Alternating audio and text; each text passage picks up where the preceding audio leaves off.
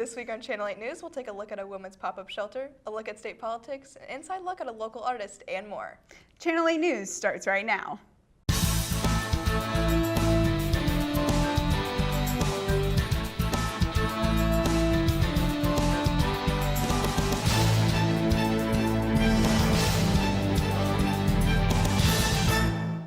Good evening, and thank you for tuning in to Channel 8 News. I'm Madeline Mosbauer. And I'm Whitney Ice. Alex Polsko was able to attend a women's pop-up shelter and learn more about women's health. Alex? Last Wednesday, Northwest sponsored Pop-Up Women's Center, an opportunity to engage in conversations while offering social support and empowering women here on campus. I sat down with Violence Prevention Coordinator Danielle Kuntz to learn more about Pop-Up Women's Center. It's sort of just a space for people who are women or people who support women to hang out and just build community. So I've been informed that not everyone understands what a women's center is. We don't have one on Northwest's campus, and it was a space where people just gathered to hang out and socialize, get to see their friends. It was a place that uplifted women and supported women. We've done some events here, like just crafting. I have a ton of knitting supplies. Aside from just like a place to come and work on a craft project that you really want to work on around some cool people, it's an opportunity to discuss issues that are coming up in your life, issues that are in the news, just in general. I think a lot of people think that we're trying to tear down men, and that's actually completely the opposite, right? Men are really important in reducing rates of violence because they can step in and help intervene in a lot of situations. I'm happy to be a listening ear and to be supportive and try and connect students with any resources that they're needing to find, whether that's counseling on campus. I don't know what that thing is, but I'm happy to explore that with them. Reporting for KNWT Channel 8, I'm Alex Polsko. Thanks, Alex. On Tuesday, March 19th, in the J.W. Jones Student Union Ballroom for Career Pathing, Quill Power, the new willpower for success in a prickly world. How you perceive your circumstances and achieve your highest potential depends on your ability to attract respectful relationships, overcome limitations, resolve conflict, communicate with others, and hold yourself accountable to strategic decisions. Stephen Irwinson takes you inside the arena of real-life personal and professional challenges, and with his signature style of humor, storytelling, and interactive delivery, reveals simple strategies that can help redirect negative attitudes and outcomes into positive, courageous, productive results. This session, presented by Northwest Career Services, is offered at 11 a.m., 1 p.m., and 3:30 p.m. On Tuesday, March 19th at 2 p.m. in the station executive boardroom, you can attend #relationships. Social connections are interwoven in every part of our life. This series focused on topics such as improving communication skills, defining healthy relationships, addressing conflict, personal growth, and more. All students, faculty, and staff are welcome to attend. On Wednesday, March 20th at 12 p.m., students are invited to grab a lunch at Bearcat Commons in the J.W. Jones Student Union and sit with an alumni host in the reserved lunch area. Career Services and Northwest Alumni Association are collaborating this spring with Chat with a Cat and connect students with Northwest alumni and friends during informal lunchtime gatherings.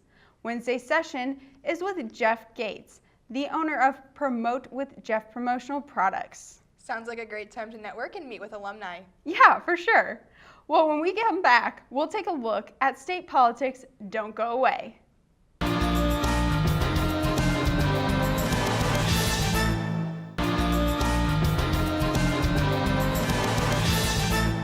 Welcome back to Channel 8 News. I'm Madeline Mosbauer. And I'm Whitney Ice. Hallie Cornelius got the chance to sit down with our local correspondent in Jefferson City to talk about state politics. Hallie? Welcome back to our segment where we will be talking about news from the Capitol. I'm your host, Hallie Cornelius, and we have our local correspondent, Molly Gardner from Jefferson City. How are you today? Pretty good. How are you? Great. So over the few weeks, it looks like a lot of bills have made their way onto the floor for debate. Can you tell me about some of those bills? Right. So we've been talking about a lot of bills lately. Usually only about 5 a week get sent to the Senate, but these last few weeks we've been sending about 10 to 20 each week. So we're definitely sending a lot more bills than we usually do, and a lot of the bills range from sliced bread to carjacking to marijuana to teaching religion in schools, a whole array of things. And we're just slowly getting to listen and debate on them a lot more. Well, that's really interesting. You mentioned something earlier about teaching religion in schools. Can you tell me more about that bill? Right. So there's a bill on the floor right now that would teach religion as an elective in high school and public schools. As it's written right now, it would only involve Christianity. But there was an amendment that was proposed where it would add the top 3 religions, such as Christianity, Islam, Buddhism, and Judaism.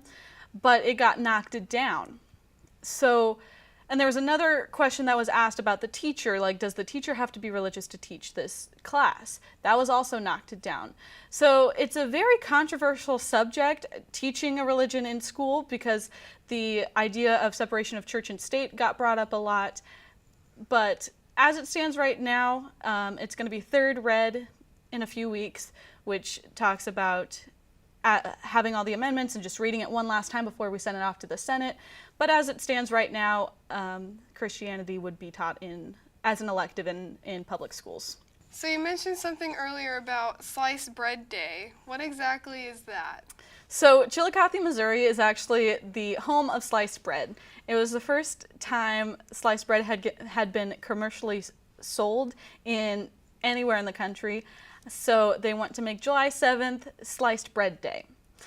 Chillicothe right now has a bunch of events that go on at the beginning of July. They have artists coming in and they have a bunch of different events going on. But they just want to make July 7th Sliced Bread Day, hopefully bring in a lot more tourism to the state and have a lot of fun and have Missouri be known for something, since we are the Show Me State. Are they going to have like a sliced bread event, you think? Or Probably. Who knows? They'll have in Chillicothe, their event is the Sliced Bread Jam Bluegrass Festival, so who knows what could happen. So medicinal marijuana is now legal in the state of Missouri. What bills have been introduced for that? Right. So last year, the voters decided that they wanted medicinal marijuana in the state of Missouri.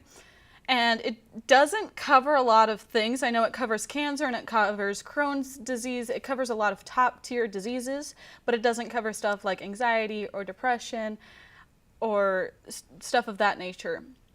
There's been a lot of different bills of like where you can get medicinal marijuana, like if you have to go through a certain doctor or stuff like that. And a lot of talk has been about dispensaries, like where to put dispensaries. I know there was one talk about having a dispensary so far from a school so that school-aged children can't just go to the dispensary.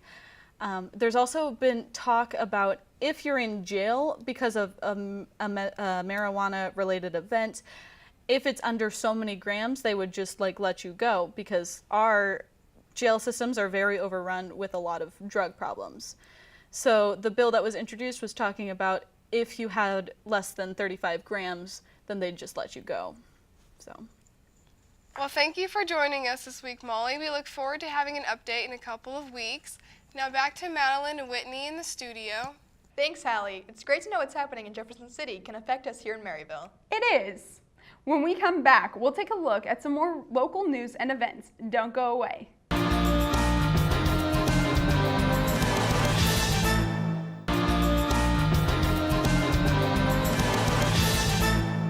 Welcome back to Channel A News. I'm Whitney Ice. And I'm Madeline Mosbauer. On Wednesday, March 20th, at the Bearcat Arena, join the Student Activities Council for their annual SAC Speaks event. This event will feature C.L. Lindsay. C.L. Lindsay is the country's foremost authority on higher education law. He wrote the book on legal problems in higher education. The College Student's Guide to the Law has become the definitive authority used by students, university council, and nationwide as a textbook for master's in law courses. His work has been featured in U.S. News and World Reports, the Chronicle of Higher Education, the Washington Post, and countless other national and local media outlets. The movie rights to his book were recently purchased by Steve Carell to be developed into a motion picture, something that's unheard of for a nonfiction legal reference. In the last 6 years, CL made more than 800 appearances at college from coast to coast. On Wednesday, March 20th at 7:30 p.m. in the Olive Duluth Fine Arts Building, join Northwest Dr. Coy and Dr. Spooner of University of Kansas as they perform music for two pianos. This performance is free and open to the public. Northwest Spring Break will begin on Friday, March 22nd at 5 p.m. Residence Hall will close at 6 p.m. and reopen Sunday, March 31st at 1 p.m. Well, that's all the time we have for Channel 8 News. For stories that matter to you, catch Channel 8 News every Monday through Thursday at 6:15 p.m. right here on KNWT Channel 8. Northwest Sessions is up next. From all of us here at Channel 8 News, I'm Whitney Ice. And I'm Madeline Mosbauer. Have a fun and safe spring break, Bearcats.